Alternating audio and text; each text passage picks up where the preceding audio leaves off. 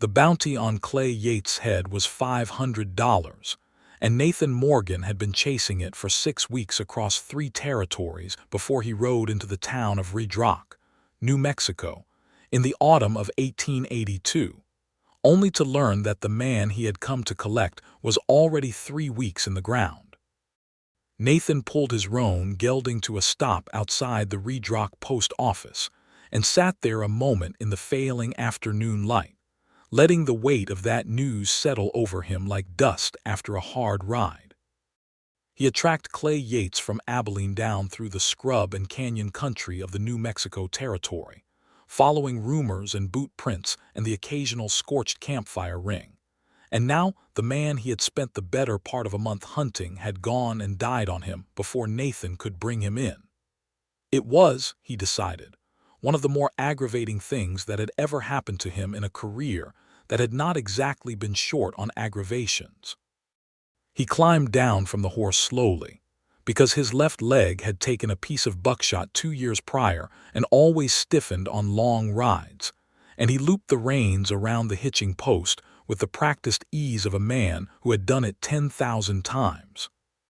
The town of Red Rock was small, a main street of perhaps a dozen buildings, a livery stable, a saloon called the Copper Kettle, a dry goods store, a church with a bell that had likely not rung in months, and various residences scattered up the hillside behind the main thoroughfare. It was the kind of town that the railroad had not yet reached and might never reach, the kind of town that survived on cattle drives and stubbornness and not much else. The man who had given him the news was the postmaster, a round-faced fellow named Horace Bigby who smelled of tobacco and seemed genuinely sorry to be the bearer of bad tidings. He leaned on his counter and said, "Clay Yates, you say?" "Yes, sir. Clay Yates died of a fever right around the 3rd week of September. Horace kicked him in the ribs 3 days before that, and something must have broken inside. He lingered a little while, and then he went. Buried him up on the hill behind the Baptist church." Nathan had stood there absorbing this and then said, "He have any family here in town?" Horace Bigby had looked at him with a kind of cautious curiosity that Nathan recognized. It was the look people got when they were trying to figure out whether the man asking questions was a lawman or a danger to someone they knew. "He has a widow," Horace said carefully. "Nellie Yates. She runs the laundry operation on the south end of town. Got a little boy too, Thomas. He is 5 years old." Nathan had thanked the man and walked back out into the cooling afternoon, and now he stood beside his horse and let out a long breath and thought about what to do next. The bounty was gone. Clay Yates was dead, and there was no bringing him in, which meant no $500, which meant Nathan Morgan was broke in a strange town with a horse that needed reshoeing, and a belly that needed filling, and a left leg that was reminding him with every shift of his weight that he was 31 years old and had been living hard. He should ride on. That was the sensible thing. There was nothing for him in Red Rock now that his quarry was in the earth. He could head north to Santa Fe, maybe find work with one of the bigger ranches that always needed men who could handle themselves, or he could ride back to Abilene and see if Marshall Dawes had another assignment for him. Those were the logical choices, the choices a sensible man would make. Instead, Nathan Morgan found himself walking his horse down to the south end of Red Rock because he was hungry and tired, and because he told himself, quite firmly, that he only wanted to see the widow of Clay Yates before he left, just to make certain she was all right, just to satisfy what he called his conscience and what a more honest man might have called his curiosity. He heard the laundry operation before he saw it, the steady thump and slosh of washing in progress, the creak of a mangle, and above it all, a clear, unhurried voice singing something low and sweet that he could not quite make out from the road. Then he came around the side of a weathered fence and saw her. Nellie Yates was 26 years old, and she had the look of a woman who had been tested hard and had not broken. She was not a soft sort of pretty. She was a strong sort of pretty, the kind that came from actually living rather than being protected from living. Her dark brown hair was pulled back and pinned up in the way of practical women who could not afford to have hair in their faces while they worked. But several strands had come loose and curled against her neck in the last of the afternoon heat. She was wringing out a sheet with both hands, and her arms were lean and capable, and she was singing to herself in a voice that had no audience and was therefore entirely honest. She looked up when she heard his boots on the packed dirt, and her expression shifted from the private, inward look of someone who is alone to the careful, measured look of someone who has learned to assess strangers quickly. Her eyes were dark brown, the same shade as her hair, and they were direct in a way that Nathan found immediately disconcerting. "Can I help you?" she said. It was not quite a question. It had a quality of waiting in it. "I am looking for Mrs. Yates," Nathan said. "Nellie Yates." "You found her," she said, and kept her hands busy with the sheet. "And you are Nathan Morgan," he said. "I am—" He paused because he was suddenly aware that what he was about to say was complicated and that there was no version of the truth that was entirely comfortable. "I am a man who has been traveling through the territory and found himself in Reedrock. The postmaster mentioned your name. I apologize for troubling you." It was not quite a lie. It was also not quite the truth, and Nellie Yates looked at him with those steady dark eyes and seemed to know that perfectly well. She did not say so. She finished wringing the sheet and draped it over the line with the unhurried efficiency of someone who had done this same task hundreds of times, and then she turned to face him fully. "You are a bounty hunter," she said. It was not a question either. Nathan looked at her for a moment. "What makes you say that?" "The way you carry yourself," she said. "The way you came around that fence you were watching before you let yourself be seen. Men who do that for a living have a particular look. And men who come looking for me by name in the weeks after my husband died generally want something to do with why he died." She folded her arms, and the look on her face was not hostile, but it was not welcoming either. It was the look of a woman who was waiting to find out how much worse things were about to get. "So I will ask you again, Mr. Morgan. What do you want?" Nathan took off his hat. It was an automatic gesture, one his mother had drilled into him before he was old enough to ride alone, and he was a little surprised to find he still did it when it mattered. "Mrs. Yates," he said, "I am going to tell you the truth, because it seems to me you are a woman who would rather have it than not. I came to Reedrock to bring your husband in. There is a warrant for his arrest out of Abilene County for his involvement in a bank robbery in May. I have been tracking him for 6 weeks. Something moved across her face, not surprise exactly, but a kind of tired recognition, as if she had always expected a door like this would open eventually. "And now he is dead," she said. "Yes, ma'am. I am sorry for your loss." She was quiet for a moment. The last of the day's light caught the loose strands of hair at her neck and made them look almost copper. Behind her, in the doorway of the small house that adjoined the laundry yard, a little boy appeared, dark-haired and round-cheeked and clutching a rag toy with the unself-conscious grip of childhood. He looked at Nathan with the solemn, evaluating gaze that small children sometimes have, the gaze that sees without filtering. "Thomas," Nellie said, without turning around because she had some other sense for where her child was at all times, "go inside and wash your hands for supper." Thomas considered this instruction. He looked at Nathan for another long moment. Then he retreated into the house without a word. Nellie looked back at Nathan. "What do you want from me, Mr. Morgan?" "Nothing," he said, and was a little surprised to find he meant it entirely. "I came to see that you were all right. I do not know precisely why. You do not owe me anything, and I do not have any claim to make on you. I am going to ride on in the morning." She studied him for what felt like a long time. The evening was coming on around them, purple and cool, and the first stars were becoming visible over the dark ridge to the east. Somewhere down the main street, a door banged open and someone laughed, the ordinary sound of a town settling into evening. "Have you eaten?" she said finally. He had not, and she could probably see that bounty hunters who had been on a long trail and come up empty did not tend to look well fed. "I can find something at the saloon," he said. "I made beans and cornbread," she said. "There is enough." She said it the way people in hard country said things, not with warmth exactly, Not yet, but with the matter-of-fact decency of someone who had been taught that you fed a hungry person and let the philosophy of it sort itself out later. You can wash up at the pump. He ate at her kitchen table while Thomas watched him from across the room with those serious dark eyes and occasionally crept closer, the way small children approach things that interest and slightly alarm them. The kitchen was small and clean, and every object in it had the look of being chosen and maintained carefully, nothing extra, nothing wasted, everything in its place. Nathan recognized that kind of household. It was the household of someone who had very little and managed it with great precision because there was no margin for error. The beans were good. The cornbread was better. Nellie sat across from him and ate her own supper with the quiet efficiency of someone who had long ago stopped associating meals with leisure. She answered his questions about the town in short, accurate sentences. She had been in Red Rock for 3 years, since Clay had brought her out from Missouri. Before Missouri, she had been in Kansas.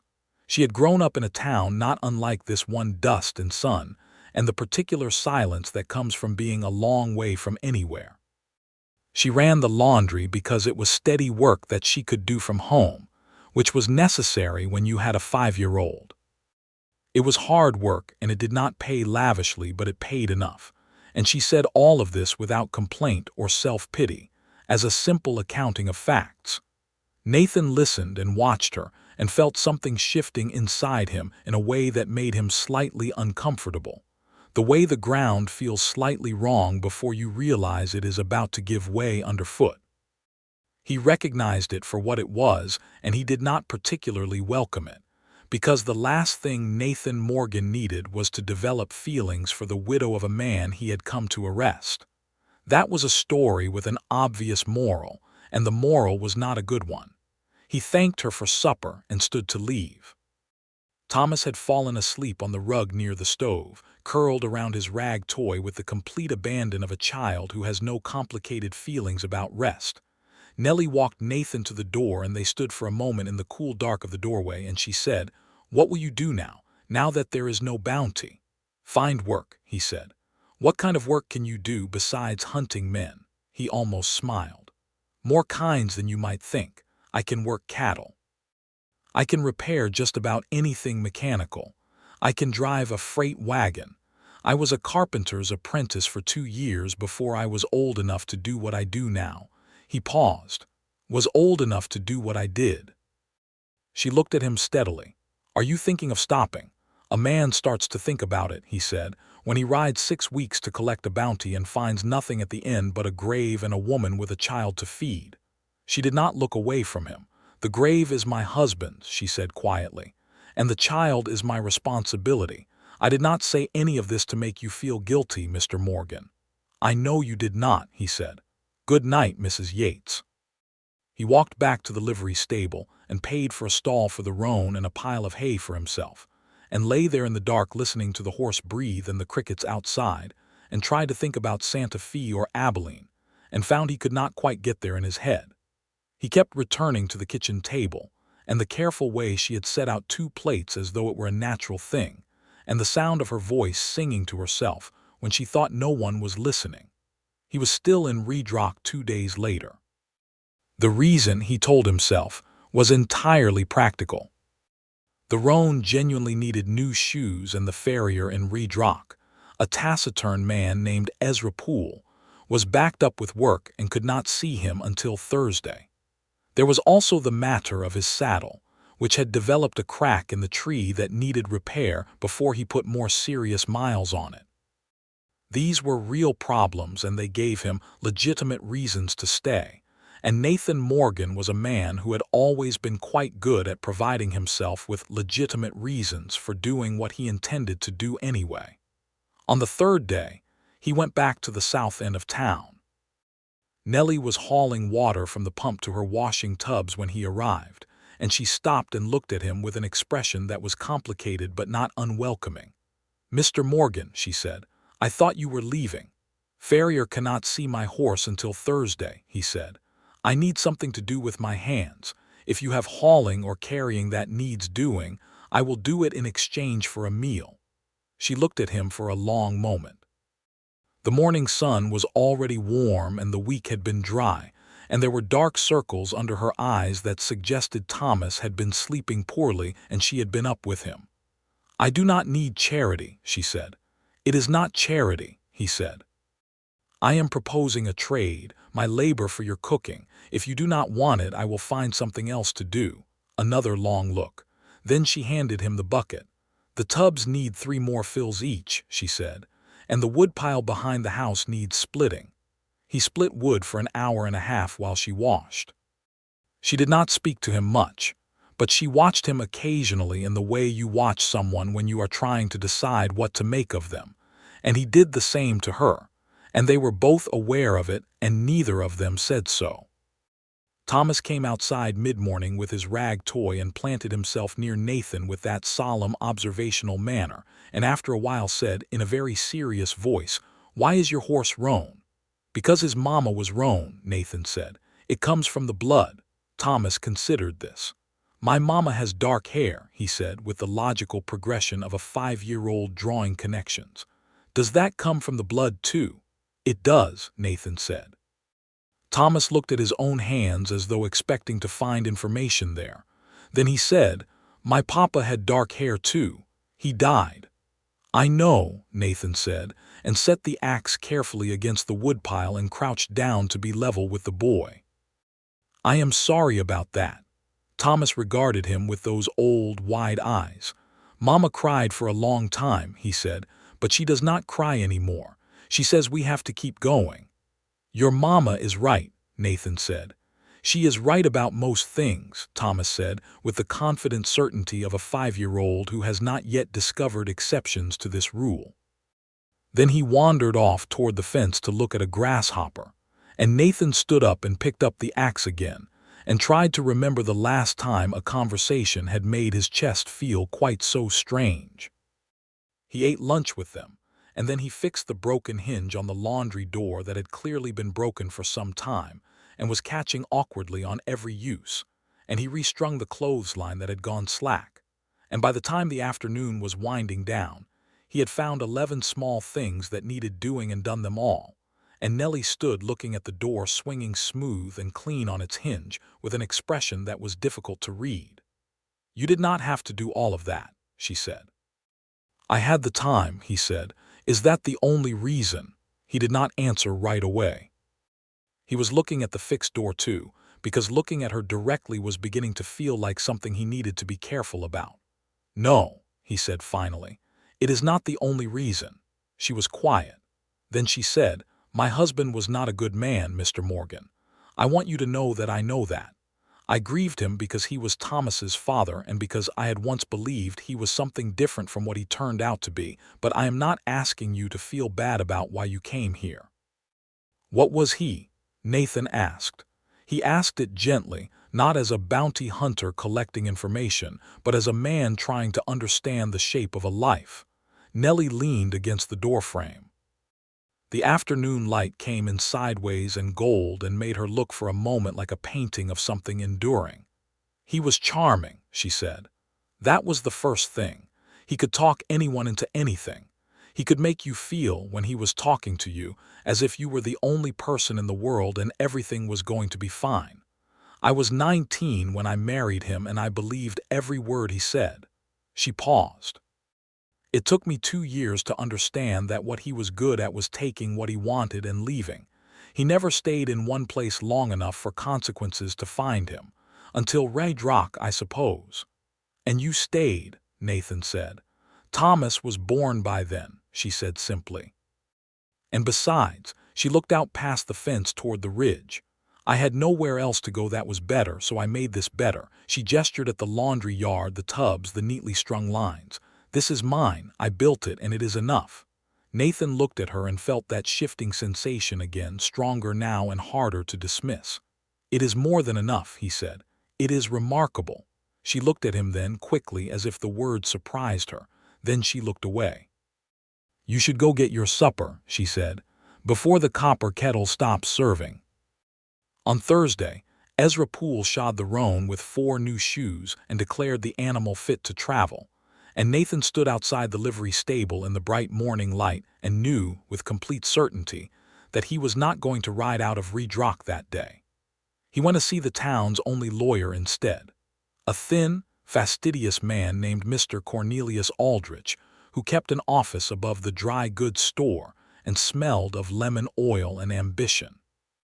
Nathan asked him about the legal status of Clay Yates' affairs, about the warrant and the widow's standing, and Cornelius Aldrich told him what he needed to know in the measured, qualifying way of lawyers everywhere, which was that the warrant died with the man, that Nellie Yates owed no debt to the law on account of her husband's crimes, and that her property and business were her own. This was good news, and Nathan found himself disproportionately relieved by it. He also went to see a man named Robert Calhoun, who owned the Calhoun Ranch on the north edge of town, and was, according to Horace Bigby the postmaster, always looking for a man who knew cattle and could handle himself. Robert Calhoun was a large, deliberate man in his 50s who had the look of someone who had built everything he had from the clay up and had not forgotten the process. He looked Nathan over with the assessing squint of a cattleman evaluating horseflesh, asked him 6 or 7 pointed questions about his experience, and then offered him a job at $30 a month plus board. Nathan took it. He went to tell Nellie that evening and found her sitting on the step outside her back door in the cool dusk, mending one of Thomas's shirts by the last of the light, and she looked up when she heard him coming and something moved in her face that she did not quite manage to keep still. "You are still here," she said. "I took a job at the Calhoun Ranch," he said. "I thought you should know." She was quiet, looking at him. The needle was still in her hand. "Why did you think I should know?" He sat down on the step beside her a few inches away and looked out at the darkening yard. The stars were coming out one by one over the eastern ridge. "Because I have been eating at your table," he said, "and fixing your door hinges. And I thought it was only right that you know I intend to keep being in the vicinity." "The vicinity," she said, with a careful flatness that might have been amusement if she let it be. "Yes, ma'am," he said. She went back to the mending. Her hands moved with the automatic precision of someone who does not need to look at what they are doing. After a while she said, "You did not have to take a job here, Mr. Morgan. You do not owe me anything either." "I know I do not," he said. "Then why?" He was quiet for a moment. The evening smelled of cooling dust and the faint green smell of the sage on the ridge and wood smoke from someone's supper fire. "Because I have been doing a job that takes me from one place to the next and never lets me stop," he said slowly. "And I rode into Redrock expecting to do that job and ride out again, and instead I found something I did not expect to find, and I am not ready to ride out yet." Nellie did not look at him. She made 2 more careful stitches in the shirt. Then very quietly she said, "What did you find?" He turned to look at her profile in the falling dark, the straight line of her nose, the set of her jaw, the loose curl at the nape of her neck. "Someone who makes a man feel like staying put might not be the worst thing that ever happened to him," he said. She was very still for a moment. Then she said with that careful, measuring tone, "You do not know me very well, Mr. Morgan." "I know that," he said. "I am asking for the chance to know you better." She finally looked at him. In the dark her eyes were impossible to read, but her face was open in a way it had not been when he first arrived. "I have a child," she said, "and a business I built myself, and I am not looking for someone to come in and take over either one." "I would not dream of it," he said. Another long silence. Thomas's voice came from inside, calling for his mother in that high, sleepy voice of a child who is fighting off sleep, and Nellie called back that she was coming in a minute. Then she looked at Nathan again. "You can come to supper on Sundays," she said, "if you are not working." "We can," she paused, and he could see her choosing her words with the care of someone who had been burned before. "We can see what there is to know." "Sundays," he said. "That is agreeable." He walked back through the town in the full dark, past the warm light of the copper kettle and the quiet of the closed dry goods store, and he felt something in his chest that he recognized after a moment as the unfamiliar sensation of having somewhere to go. He started at the Calhoun Ranch on a Monday, and found the work hard and physical and satisfying in the uncomplicated way of work that uses your body and leaves your mind free to think. He was good with cattle, and Robert Calhoun knew it within the first week. And the other hands, there were 4 of them, ranging from a young Mexican cowboy named Louis who was 17 and had the raw, eager skill of someone who would be excellent in a few years, to an older, weathered man called Griff who had been with Calhoun for a decade, accepted Nathan into their company with the gruff, minimal warmth of men who live and work together and do not waste words on ceremony. He was careful at the ranch and careful in town. He asked no favors and made no demands, and kept the particular low-profile manner of a man who understands that he is still a stranger and must earn his place. He tipped his hat to the women and did not raise his voice at the saloon, and paid his debts promptly and did not start trouble. These were not difficult things for him. He had grown up understanding that a man's reputation was built one small action at a time, and in small towns those small actions were always being observed and assessed. Sunday came and he went to supper at Nellie's table wearing his cleanest shirt, which was not particularly clean because laundry was a difficulty on the Calhoun ranch. And she noticed this immediately, and without a word took the shirt from him after supper and washed it and returned it the following Sunday pressed flat. He thanked her gravely, and she said it was no trouble with the precise tone of someone for whom it is entirely not trouble because they have a professional apparatus for exactly that task, and they both almost smiled. The Sundays became the structure around which his week was organized. He looked forward to them with a quiet intensity that he did not examine too closely. He and Nellie talked across her kitchen table, about the town, about the territory, about the cattle business, and the drought that everyone said was coming, and the politics of the new railroad routes that might change everything. She was sharp and well-informed and opinionated, and she did not soften her opinions for the sake of social ease, and Nathan found this bracing and delightful. He told her about his own life, the small Missouri farm where he had grown up, the father who had been a decent man but not a lucky one, the 2 years apprenticed to a carpenter in Kansas City before the restlessness had gotten into him and he had drifted west. He had worked cattle drives and freight runs and had eventually, almost accidentally, found that he had a talent for finding men who did not want to be found, and that talent paid better than most of the alternatives. Did you ever feel bad about it? She asked one Sunday evening when Thomas had gone to sleep and they were sitting on the step in the cool night air. Bringing men in, Nathan turned his hat in his hands, which was a habit he had when he was thinking seriously. Most of the men I brought in had done real harm to real people, he said. I did not grieve for them. But there were a few cases where a man had done something small or stupid and I brought him in anyway because the warrant existed and the bounty was real, and I do not feel entirely comfortable about all of those. He paused. Your husband was in a different category. Tell me, she said.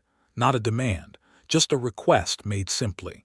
The bank robbery in May, he said. Nobody was killed, but there was a woman, a banker's wife, who had her savings taken, everything she had saved over 20 years. She was 63 years old and she had saved it herself, every cent, and it was gone. That is why I took the warrant. He looked at her steadily. I am not saying it to make you feel bad. I am saying it because you asked and because I do not want to be less than honest with you. Nellie was quiet for a long moment. The stars were thick overhead and the coyotes were calling from the direction of the ridge. He took things from people, she said at last. I know that. He took things from me too in different ways. She looked at her hands in her lap. I am not defending him. I have not been defending him for a long time. I know you have not, Nathan said, and without deciding to, he reached over and covered one of her hands with his, just briefly, just the weight of his palm over her fingers. She did not pull away. She went very still as if the stillness were a choice. Then she turned her hand so that her fingers curled slightly around his, just slightly, just for a moment, before she drew back and folded both hands in her lap. They did not talk about it after that, but the shape of things between them had shifted, and they both knew it. October deepened, and the territory turned gold and sharp with approaching cold, and Nathan settled into the rhythm of his days at the Calhoun Ranch, and his Sundays at Nellie's table, and the occasional weekday afternoon when he was in town on an errand, and would stop by the laundry yard on some transparent pretext, and she would let him, which was its own kind of answer. Thomas was warming to him in the gradual, testing way of small children. He would ask Nathan careful questions about horses and ropes and the mechanics of cattle ranching, and Nathan answered each question with full seriousness, and this approach seemed to satisfy something in the boy. One afternoon Thomas showed him his rock collection, a box of carefully chosen stones, each one selected for some quality only Thomas could identify, and Nathan spent 45 minutes learning the significance of each stone. And when he left that day, he caught Nellie watching him from across the yard with an expression on her face that she quickly smoothed away, but not before he had seen it. The trouble started in the second week of October, and it came in the form of a man named Decker Crane. Decker Crane was a man who had been circling Nellie Yates for months before Nathan arrived. This was information Nathan gathered gradually, from Horace Bigby and from Robert Calhoun, and from a few careful observations of his own. Decker Crane owned a small amount of land east of town and had an interest in acquiring more, and he had apparently decided at some point that the most efficient way to solve several problems at once was to marry Nellie Yates and absorb her laundry operation and the small house and yard that came with it. He had not asked her exactly. He had pressed his case in the particular way of men who have never been told no and suspect it is just a matter of applying sufficient pressure until yes becomes the path of least resistance. Nathan saw him approach her at the dry goods store on a Tuesday morning. Nathan had ridden in to pick up a supply order for the ranch, and he stopped on the other side of the street and watched because he was not, he told himself, a man who intervened in matters that were not his business, but he also was not a man who walked away when something was wrong. Decker Crane was a broad, pale-haired man in his late 30s who had a way of standing too close and speaking too quietly, as if volume and distance were things he needed to control. He had his hat off and he was talking, and Nellie was standing with her purchases in her arms, and the flat, closed expression on her face that Nathan had come to recognize as her response to things she found objectionable, but was managing to endure. Then she said something sharp and clear. Nathan could not hear the words, but he could see the effect, which was that Decker Crane's face went still and cold, and she walked around him and came down the step and right toward Nathan, who was across the street, and she did not hesitate. She just walked straight to him with those dark eyes set and determined and said, in a conversational tone that was doing a great deal of work, "Good morning, Mr. Morgan. I am glad you are in town today." Nathan took in the situation with the quick assessment he had been trained to make. "Good morning, Mrs. Yates," he said. "Let me take those for you." He took the packages from her without ceremony and they walked down the street together, and he was acutely aware of Decker Crane watching from the step of the dry goods store, and he was also acutely aware that Nellie Yates' shoulder was approximately 2 inches from his arm and that she was breathing in the slightly controlled way of someone who has just needed to be somewhere else very much. When they were a block away, she said, "Thank you." "Was he trouble?" Nathan asked. "He has been trouble for months," she said. "He has convinced himself that I require rescuing and that he is the appropriate person to provide it. I have told him on 4 separate occasions that I do not, and he continues to be unconvinced." Nathan looked at her sideways.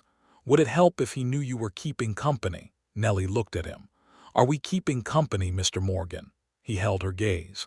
"I have been coming to supper every Sunday for 6 weeks, he said.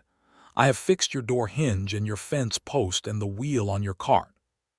I have sat on your step at night talking to you for longer than I have talked to any person in years. If that is not keeping company, I am not sure what to call it." Something softened in her face, just slightly, just around the eyes. "I suppose it is keeping company," she said. Then it would not be a lie if he knew it, Nathan said. No, she agreed. It would not be a lie. Decker Crane found Nathan 2 days later, predictably. He came to the Copper Kettle in the evening when Nathan was having a beer after a long day, and he sat down across from Nathan without being invited and set his hat on the table and looked at Nathan with those pale, flat eyes and said, "I hear you have been spending time at Nellie Yates' place." "I have been eating supper there," Nathan said. He set his beer down and kept his hands loose and visible, because this was a man who might want to make something of this conversation, and Nathan had no particular desire to do so, but also no particular aversion. "Nellie is a widow," Crane said. "She is in a difficult situation and she does not always know what is good for her." "From what I have seen," Nathan said pleasantly, "she knows very well what is good for her and what is not." "She seems to me to be a woman of considerable judgment." Crane's jaw tightened. "She has a boy to raise," he said. "She needs a man who has settled roots, not a drifter." Nathan picked up his beer. "That is a fair point," he said. "A man should have roots if he wants to be worth something to a family. I will keep that in mind." He took a measured sip. "Was there something else you wanted to say, Mr. Crane?" There was a long pause in which Crane decided something. Then he stood up, put on his hat, and walked out of the Copper Kettle without another word, and Nathan watched him go and felt the particular weariness that comes from knowing something is not finished. He went to Robert Calhoun the next morning and told him what was happening, not because he needed advice, but because Calhoun was the most established man in the area, and it seemed wise to make sure the right people understood the lay of the land. Calhoun listened with his arms crossed and his squint on, and then he said, "Decker Crane is a man who does not like being told no. He has not crossed any clear lines yet, but he has a habit of pushing until something gives." He paused. "You are serious about the Yates woman?" "I am," Nathan said. Calhoun looked at him for a long moment with the assessing squint. "She is a good woman," he said finally. "She has had a hard time of it and she deserves better than she has had. You going to stay?" "Not just for a season." "I mean to," Nathan said, and he meant it, which was the remarkable thing. He meant it without reservation, without the restlessness that had always before made any location feel temporary. Redrock had begun to feel like a place where he might leave off drifting and put something down that would last. "Then you have my support," Calhoun said, "for what that is worth in this county." In this county, it turned out, it was worth a fair amount. Robert Calhoun was the kind of man that smaller men oriented around, and his quiet, deliberate endorsement of Nathan Morgan meant that Redrock received Nathan with a warmth it might otherwise have withheld. People stopped treating him as a passing stranger and began treating him as a man who lived here, which is a different thing entirely. The blacksmith nodded to him in the mornings. The preacher shook his hand after the Sunday service that Nathan had started attending, not entirely from devotion, but because Nellie went and he liked the 30 minutes of walking together after, when the town was quiet and the air was clean. One Sunday in early November after supper, when Thomas was asleep and the kitchen was quiet, Nellie made coffee and they sat across from each other in the lamplight, and she said without preamble, "Tell me what you want, Nathan." She had started using his first name somewhere around the 5th Sunday, and he still felt the particular warmth of it every time. He looked at her directly, because she was the kind of woman who deserved to be looked at directly when it mattered. "I want to stay," he said. "I want to know you, all of you, for as long as you will let me. And eventually, when it is right and when you are ready, I want to ask you a question that I will not ask right now because it is not time yet." She held his gaze across the table. The lamp burned steady between them, and her face was open and careful, and something in it was very close to the thing he felt when he looked at her. "You have been honest with me from the beginning," she said. "I have tried to be," he said. "Clay was not honest," she said. "Not about anything that mattered. I thought I knew what honesty felt like in a man, and I found out I did not." She paused. "I am telling you this because I need you to know that I am cautious.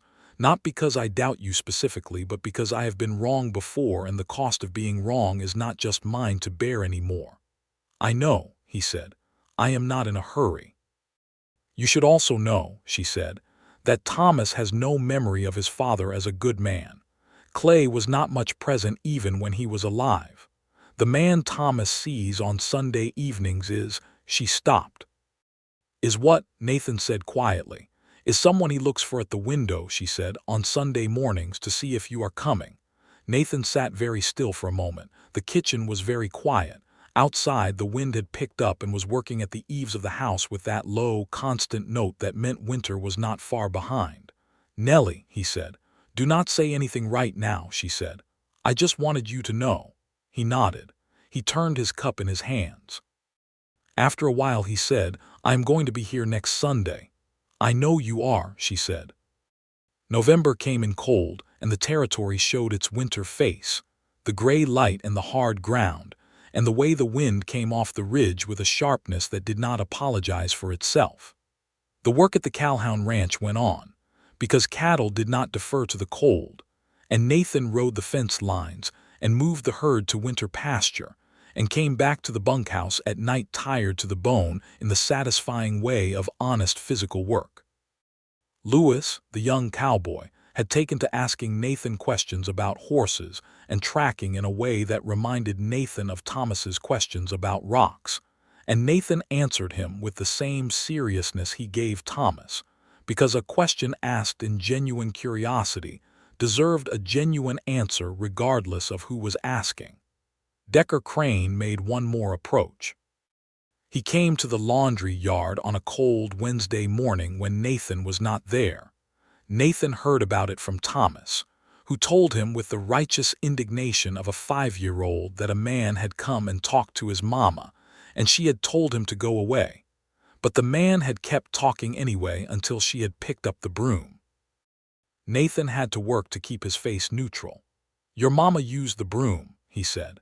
"She told him it was not for sweeping," Thomas said, with great satisfaction. Nathan found Crane the same evening, and their conversation in the alley beside the copper kettle was brief and extremely clear, and conducted at a volume that only the two of them could hear, and after it was over, Decker Crane left Nellie Yates alone permanently. Nathan was not proud of every word he had used, but he was satisfied with the result, and he told Nellie about it the following Sunday in full, and she listened with her arms folded and her chin up and then said, "I could have managed him myself." "You had the broom," Nathan agreed. "Then what did you do?" "I told him that you were not a problem to be managed," Nathan said, "and that if he approached you again I would make sure every man in this county knew the details of how he had been conducting himself toward a widow woman and that Robert Calhoun would hear it first." Nellie was quiet. Then slowly she said, "You did not threaten to hit him." "No," Nathan said. "That seemed less effective." She looked at him, and there was something in her eyes that was warm and almost amused, and something else underneath the amusement that was more serious. "That was well done," she said. "I thought so," he said. She reached across the table and put her hand over his, and this time she did not pull back. December arrived, and with it the particular clarity of the winter sky in the New Mexico territory, which was a deep, absolute blue that seemed to go on forever and had nothing of the hazy softness of summer. Nathan had settled into Red Rock as thoroughly as a man could settle in 3 months. He knew the names of the horses at the livery and the opinions of the men at the copper kettle, and the precise sound of the church bell when the wind carried it south. He knew that Nellie made her best coffee on Thursday mornings, and that Thomas always hid his boots under the washstand when he did not want to go somewhere, and he knew that the loose board on Nellie's back step creaked in a specific way that let her know if someone was approaching from behind. He had known about the loose board since October. He had not fixed it, because she had told him once in passing that she liked knowing it was there. He understood that.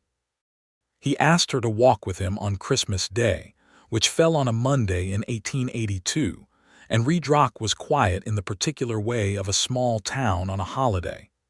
The businesses mostly closed, the smell of cooking coming from every house, children visible briefly at windows before being pulled back inside. They walked up the hill behind the Baptist church, past the graves in the churchyard, and Nathan looked at the name on one of the newer markers, Clay Yates, 1851–1882, and then looked at Nellie. She was looking at it too, with an expression that was not grief exactly and not anger exactly, but something more complex and more honest than either. "I come up here sometimes," she said, "not to mourn him, but to," she paused, "to remind myself that it is finished, that the chapter with his name on it is closed." "Is it closed?" Nathan asked. "Yes," she said, clearly and without hesitation. "It has been closed for longer than he has been in that ground. I closed it myself a long time ago when I finally understood what he was." She looked at Nathan. "What is not closed is what comes after." "No," he said, "that is very much still open." She looked at him steadily in the cold, clear light. Her cheeks were red from the cold and her breath was visible between them, and she was more beautiful to him in that moment than anything he had ever seen. "Nathan," she said. "Nellie," he said. "Ask me the question," she said. "The one you said was not time for yet." He had not brought a ring because he had not planned this moment on this day on this hill, but he supposed that was right somehow, because the best things were generally unplanned.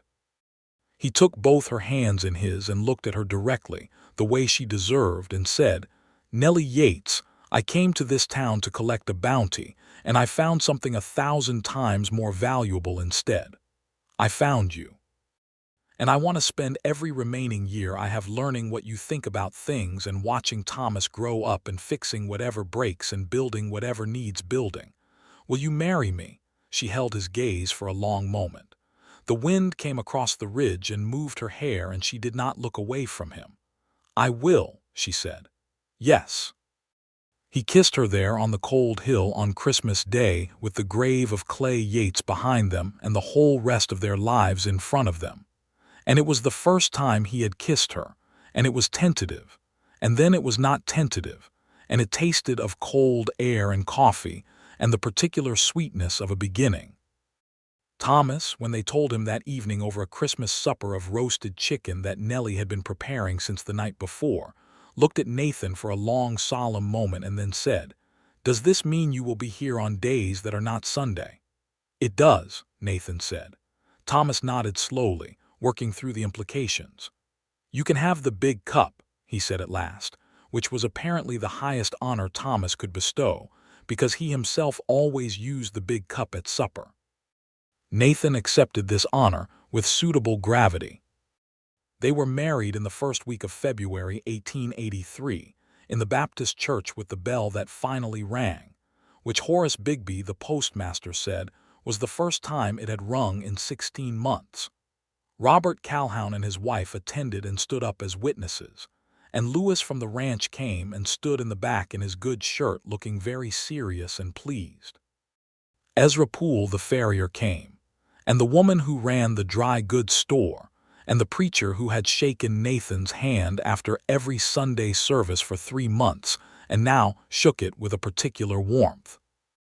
Nellie wore a dress that was not white but was the color of winter cream, which was better, more honest to who she was, more honest to the occasion. She had made it herself over the past 3 weeks in the evenings after Thomas was asleep, and it fitted her exactly, because she was a woman who knew how to make things that fitted.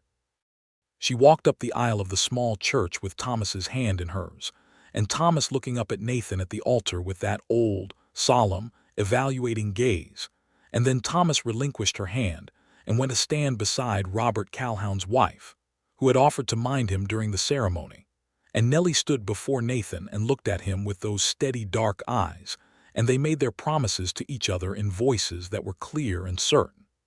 Nathan moved into the house at the south end of town.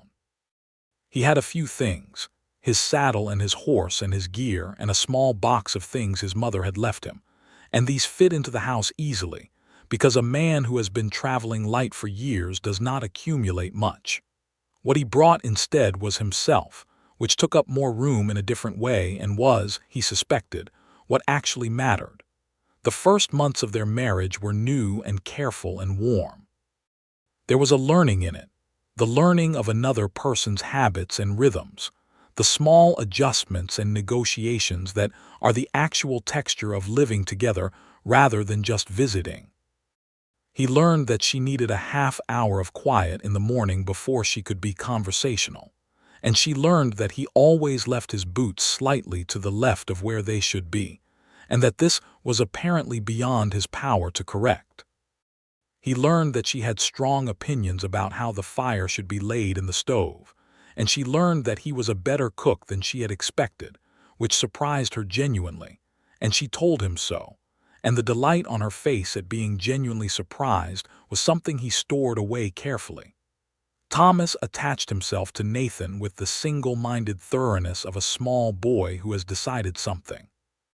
He wanted to know everything Nathan knew about horses and ropes and the mechanics of the ranch, about tracking and the territory, about the constellations that Nathan could name because he had spent so many nights sleeping under them. Nathan taught him what he knew, and what he did not know he told Thomas honestly, and Thomas found this acceptable, and they built something between them that was quiet and sturdy and real. Spring came to the New Mexico territory the way it always did, explosively and without much warning, the desert going green almost overnight after the first big rains of March, and the whole territory smelling of wet sage and blooming things.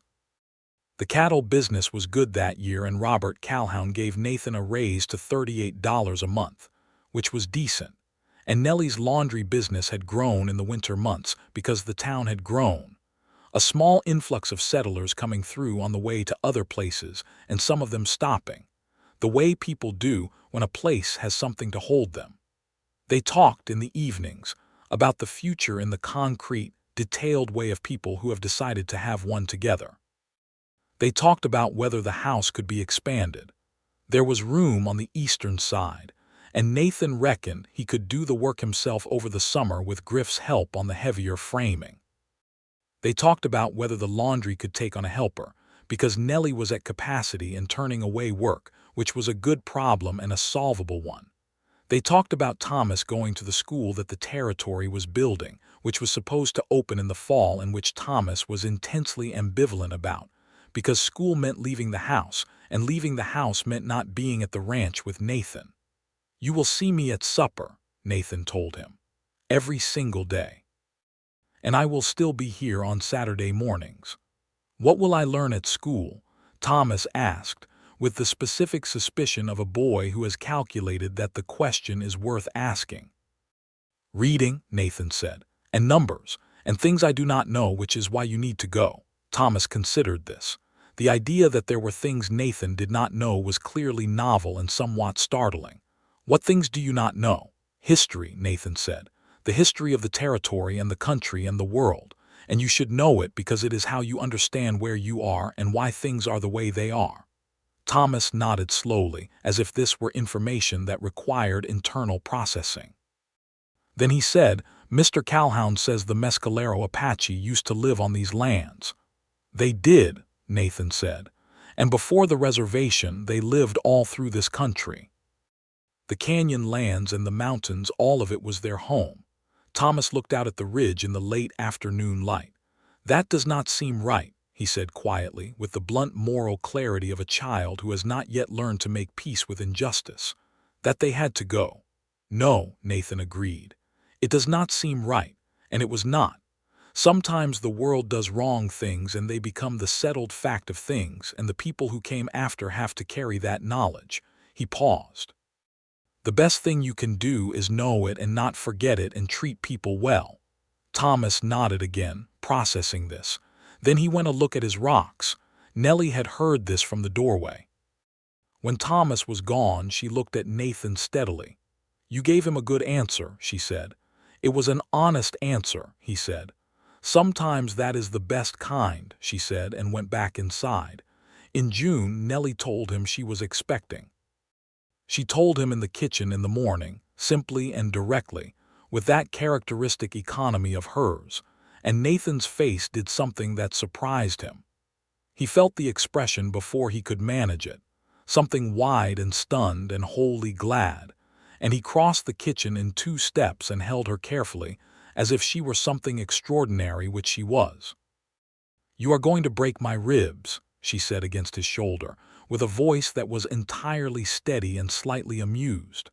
"Sorry," he said, and did not let go. Thomas was informed of the matter at supper and received it with philosophical equanimity. He asked a few practical questions. Where would the baby sleep? Would it be noisy? Did he have to share his rock collection? And these were addressed to his satisfaction, and he pronounced himself accepting of the arrangement, which Nellie met with a gravity that lasted until she turned away to the stove, at which point Nathan could see her shoulders shaking. The summer passed in the golden, practical way of good summers. Nathan built the addition on the eastern side of the house over 3 months of weekends and spare evenings.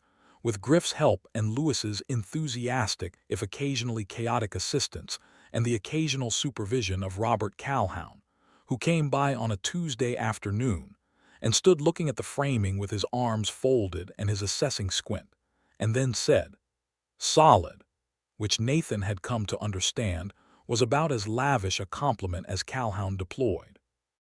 The new room would be the baby's room eventually, and right now it gave them storage and space to breathe, which in a small house with a growing family was its own form of luxury.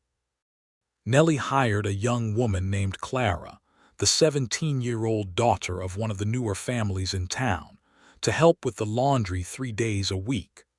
Clara was quick and willing, and a little in awe of Nellie, whom she regarded with the slightly dazed admiration that efficient, capable women sometimes inspire in people who have not yet found their own footing. Nellie was patient with her and thorough in her instruction and paid her fairly, and by the end of the summer Clara was handling half the washing independently and had started to carry herself differently, with a kind of new straightness, as if she had learned something about what she was capable of. In early September, Thomas started school.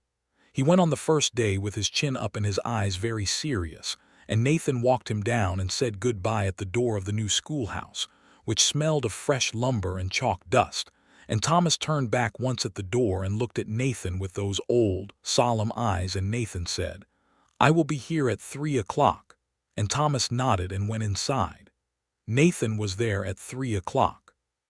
He was also there the next day and the day after that, whenever he could arrange it, and the days he could not, Nellie was, and Thomas began to come home with information facts about geography and spelling and numbers, that he recited to Nathan in the evenings with the proprietary pride of someone who has recently acquired something valuable. The territory was changing around them, the way the territory always changed in those years. The railroad was coming closer.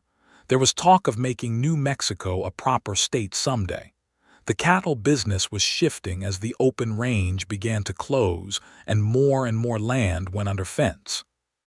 Nathan and Robert Calhoun had long conversations about what the next decade would look like, and Calhoun said that the men who would thrive were the men who owned their own land, not the men who worked someone else's, and Nathan thought about that seriously.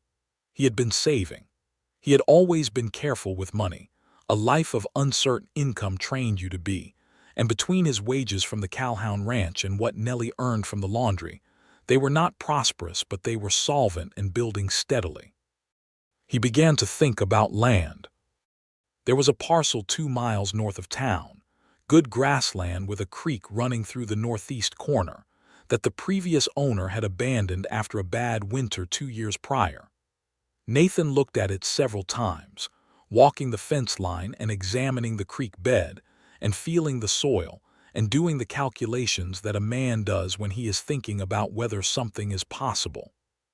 He told Nellie about it one evening in October, sitting at the kitchen table with the lamp between them while she worked at some mending, and he had a cup of coffee that had gone cold without him noticing. He laid out the parcel and the price and the numbers as clearly as he could, and she listened with her full attention. She always gave her full attention to a thing she considered serious, which was one of the things he loved most about her. "Can we manage it?" she asked when he had finished. "If the laundry keeps growing and I keep my position with Calhoun through next year," he said, "and if we are careful, there is no margin for a bad year." She looked at the figures he had scratched out on the paper between them. Then she looked at him. "Do you want to do this?" "I want to build something that is ours," he said. "Something that Thomas can inherit and that the baby can grow up on. I am tired of working another man's land." She was quiet for a moment. Her hands were still on the mending. "Then we do it," she said. "We will be careful." In November, Nathan bought the parcel. He did it with a banker's draft from the small bank in Redrock, and shook hands with the seller, and came home and told Nellie. And she opened a bottle of elderberry wine that she had been keeping for something worth keeping it for. And they toasted with Thomas's big cup and 2 regular cups in the kitchen on a Tuesday night. And Thomas fell asleep at the table before they finished toasting, and Nathan carried him to bed, and stood for a moment in the doorway of the boy's small room looking at him in the dark, and felt the particular ache of something that does not have a clean name. Love, he supposed, was the closest word, imprecise as it was. The baby came in December, on a cold, clear night with the stars very bright and the fire in the stove burning high, and the midwife, a capable Tejano woman named Señora Pacheco, who had delivered half the children in Redrock, presiding with calm authority. Nathan spent the hours of labor doing very little effectively. He kept the fire going, and he kept the water hot, and he held Nellie's hand when she would let him, and stepped back when Señora Pacheco needed room, and he found that waiting was harder than anything he had ever done. The baby was a boy. He was born just after midnight on a cold Tuesday, and he arrived with a fine, strong voice and a considerable amount of dark hair, and his mother's direct, serious gaze, which was immediately visible even in the bleary, urgent moment of his arrival. Thomas, who had been permitted to wait in the kitchen, appeared in the doorway when called and looked at the bundle in his mother's arms with an expression of complete and unself-conscious wonder. "He is very small," Thomas said. "You were smaller," Nellie said. Thomas reached out one careful finger and touched the baby's hand, and the baby curled all 5 of his fingers around Thomas's one, with the automatic, perfect grip of a newborn, and Thomas looked up at Nathan, and his face did something uncomplicated and whole that Nathan had never seen it do before. Nathan crouched down beside him and put one hand on the boy's shoulder and looked at the baby in Nellie's arms, and the room was very warm and very quiet, and he felt in that moment that he had traveled a very long distance to arrive somewhere entirely right.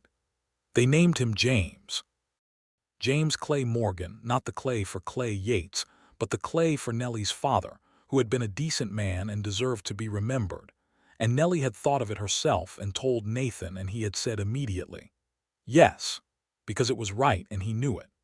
James Morgan grew fast, the way babies do in the first year of their lives, and Thomas watched this process with fascinated attention and appointed himself a supervisory presence in his brother's development. He reported regularly to Nathan on James's progress, new sounds, new expressions, new evidence of general capability, and Nathan listened to these reports with the seriousness they deserved, which was another thing Thomas found gratifying. The land north of town was not developed yet. That would take time and money and planning, but Nathan rode out to it on Sunday mornings sometimes, in the early light before Nellie and the boys were up, and stood on the creek bank and thought about what it might become. A proper cattle operation of his own, modest at first and built carefully over years. A house eventually, though the house in town was fine for now. Something that would still be there in 30 years, that would have his name on it and Nellie's beside it. Spring came again, and then another summer, and the second year of their marriage settled into its rhythms. The rhythms of a real life, built from ordinary materials and made extraordinary by the people in it. Thomas was reading well, and the teacher, a young man from Illinois named Mr. Hartwell, said he was sharp and quick and would go far if he kept at it. James was pulling himself upright along the furniture and looking at the world with those intent dark eyes, and laughing at things that Nathan could not always identify, which was a habit he apparently had from the beginning. Nellie was happy. Nathan knew this not from anything she said. She was not a woman who announced her feelings as a general matter, but from the particular way she moved through the days, the ease in her shoulders, the way she laughed now with a freedom she had not had when he first met her, the singing that he heard from outside the house on mornings when she thought no one was listening. He would stand at the edge of the laundry yard and hear it and feel something so full and simple that it was hard to name, and he would stand there a moment longer than he needed to before announcing himself. He told her one evening in July, sitting on the step in the warm dark. They still came out to the step in the evenings when the boys were asleep, as if that first habit they had formed in the autumn of 1882 had made itself permanent. He told her about hearing her sing, about standing outside the fence in the mornings and listening, and she looked at him and shook her head slowly. "You never told me," she said. "I did not want to make you stop," he said. She looked at him for a long time. "You are a strange man, Nathan Morgan," she said, "but you are the best kind of strange." He looked at her in the warm dark. "I love you," he said, because he had said it before and he would say it again, and it did not get less true with repetition. "I know," she said, then, "I love you too, you know that." "I do," he said. She leaned her head against his shoulder, the way she did sometimes in the evenings when they were out here, and they sat together in the summer dark, and the coyotes called from the ridge and the stars did their slow, certain march overhead, and the boys were asleep inside, and the land north of town was waiting, and the life they had built was warm and real around them. The third year brought changes. Robert Calhoun had a heart attack in the spring, not fatal, but serious enough that he stepped back from the daily management of the ranch and handed more responsibility to Nathan, who took it on steadily and without drama. Calhoun's confidence in him had grown to the point that he said directly, one afternoon when they were going over the ranch accounts, "When I am done with this, I would like you to have first offer on the property." Nathan had looked at him across the desk and said he was grateful and that he would think on it seriously, and he had gone home and told Nellie, and they had sat up very late talking about what it would mean. "It is a lot," Nellie said. "The Calhoun Ranch is much larger than the parcel north of town." "It is," Nathan agreed, "and it is not for certain it is years away if it happens at all, but I wanted you to know." She looked at him steadily. "What do you want to do?" "I want to build something lasting," he said. "I have been building it for 2 years. I want to keep building." She nodded slowly. "Then we keep building," she said. Thomas was 7 now, and had grown into a boy with his mother's precision and Nathan's patience, which was a combination that the schoolteacher said was going to take him far. He had begun to ride. Nathan had started him on the most patient horse at the Calhoun Ranch, a gray mare named Agnes who had the temperament of a saint and the disposition of a grandmother. And he was already capable beyond his years on horseback, with a natural feel for the animal beneath him that could not be entirely taught and had to be in the blood somewhere. James had learned to walk, and then to run, and then to fall and get up and run again, with the enthusiastic disregard for his own safety that characterized his approach to the world in general. He had Nellie's directness and apparently Nathan's stubbornness, a combination that Nellie said on more than one occasion was entirely Nathan's fault. He followed Thomas everywhere with a dogged, worshipful persistence that Thomas bore with the resigned dignity of a firstborn who has no real choice. One Saturday morning, when Nathan was working at the north parcel, he had built a fence line along the western edge and was planning a small barn structure that could be the beginning of something. Thomas rode out alone on Agnes to find him. Nathan looked up to see the boy coming across the open ground with that easy seat and felt again the thing without a clean name. Thomas dismounted and stood beside him looking at the fence posts. "Mama sent biscuits," he said, and produced a cloth-wrapped parcel. "Your mother is a sensible woman," Nathan said. They ate biscuits in the thin morning sun, and Thomas looked at the land around them with a specific, measuring look that reminded Nathan strongly of Nellie. "Is this going to be a ranch?" he said. "Eventually," Nathan said. "Can I work it when I am older?" Thomas said. He said it with the directness of someone asking a real question and expecting a real answer, not a polite reassurance. Nathan looked at him. "Yes," he said, "if you still want to when you are old enough to choose." Thomas nodded, satisfied. He looked out at the ridge.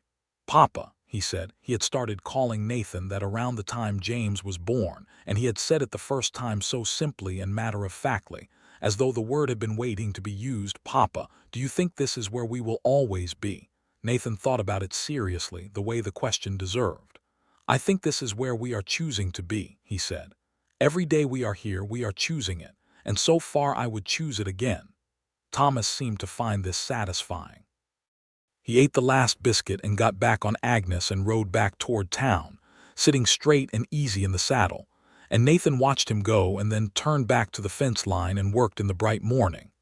In the autumn of the third year, Nellie told him she was expecting again, and this time Nathan's response was quicker and less stunned. He had been hoping, and he said so, and she smiled at him with her whole face in a way that she had learned to do over these years, a smile that did not hold anything back.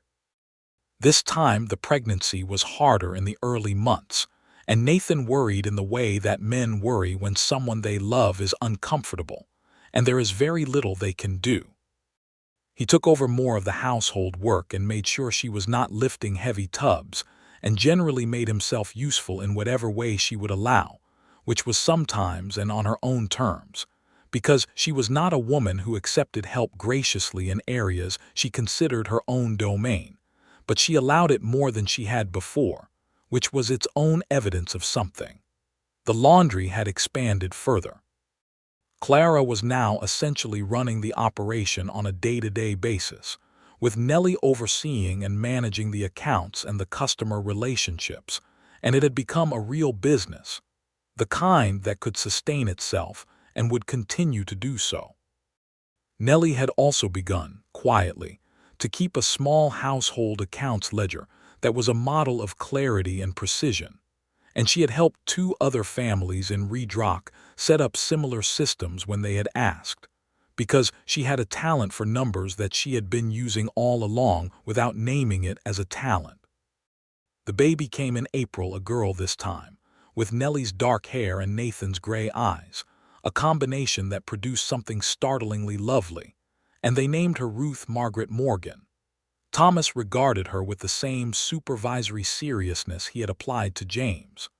James tried to share his blocks with her on the second day and was confused by her failure to cooperate, which everyone told him would resolve itself in time. Nathan stood in the doorway of the baby's room, the room he had built, and looked at Nellie in the rocking chair with Ruth in her arms, and felt the fullness of it settle over him. He was 35 years old. He had ridden into Redrock broken and purposeless, carrying a warrant for a dead man, and he had found this woman, this family, this house, this land. He had not known how to want it before he found it. That was the thing. He had not known that a life built with someone rather than alongside someone was an entirely different kind of life. Nellie looked up and saw him in the doorway and the look on his face, and she smiled. "Come in," she said. "Stop standing there looking like you have seen something miraculous."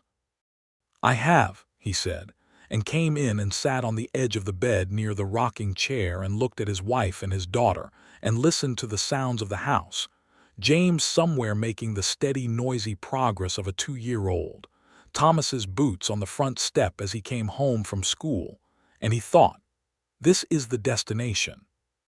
All those years of motion, all those long roads, all those places where he had stayed just long enough to leave, it had all been moving towards something, and the something was here in this room, in this town, with this woman. "Nathan," Nellie said. "Yes," he said. "Stop thinking so loudly," she said. "You will wake the baby." He laughed quietly, so as not to wake the baby. She smiled again, that full, unguarded smile, and looked down at Ruth, who was asleep with that total, boneless sleep of a very new person. The years that followed were the years of building, the slow, solid, real kind of building that does not happen quickly or dramatically, but happens true. Nathan took over the day-to-day management of the Calhoun Ranch in full, as Robert Calhoun's health declined further, and by 1887, 5 years after the Roan gelding had carried a bounty hunter into Redrock, Nathan Morgan and Nellie Morgan had an established operation. The parcel north of town developed with a working cattle herd of 40 head and a proper barn and a bunkhouse for 2 hired men, and the management of the larger Calhoun Ranch with an arrangement that gave them a share in the profits. Redrock itself had grown.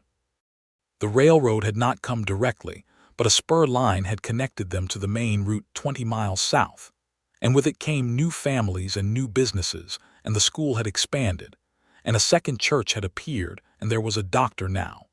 A young man from Philadelphia named Dr. Warren, who was slightly overwhelmed by the territory and slightly exhilarated by it, and had married a local girl within his first year, which seemed to be something in the water in Redrock.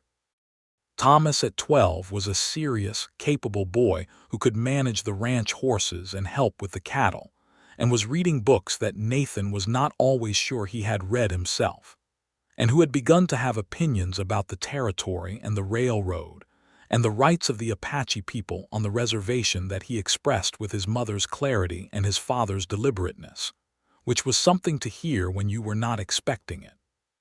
James at 5 was everything that Thomas was not: loud where Thomas was quiet, impulsive where Thomas was considered, falling off things constantly in a way that aged Nathan measurably, but also laughed at himself immediately upon getting up, which was a quality Nathan found deeply endearing.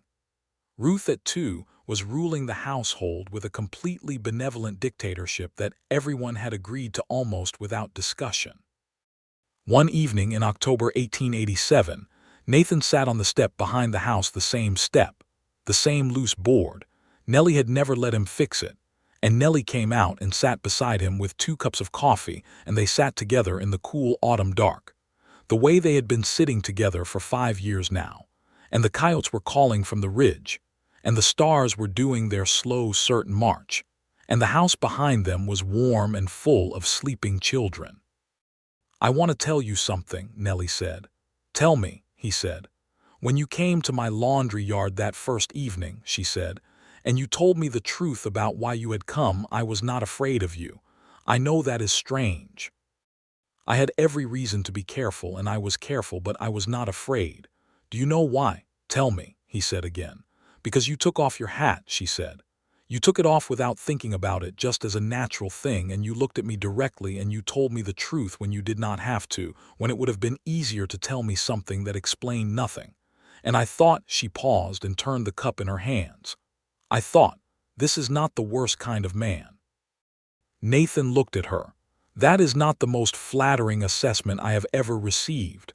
She smiled, not looking at him. "It is an honest one," she said, "and it was enough to begin with. The rest I found out after."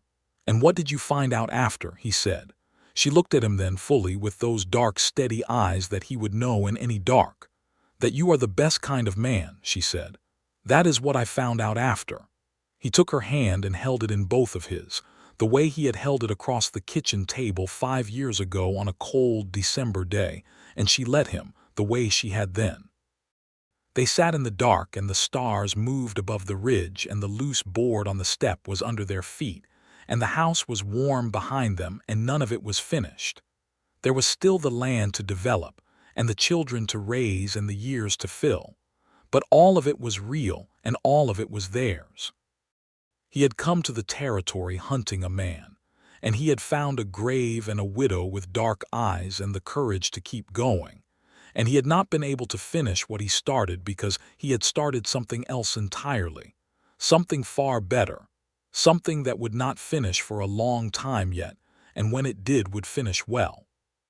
The autumn wind came off the ridge carrying the smell of sage and cold stars, and Nathan Morgan held his wife's hand in the dark and thought, "I found it. The thing I did not know I was looking for. I found it here." And in the warm house behind them, 3 children slept: Thomas with his books and his horses and his serious eyes, James with his blocks and his laughter and his habit of falling and getting up, Ruth with her dark hair and her gray eyes and the complete authority of the very young, and the fire burned low in the stove, and the loose board on the step held steady under their weight. And the night was wide and clear and full of stars, and there was nowhere else on earth that Nathan Morgan would rather have been.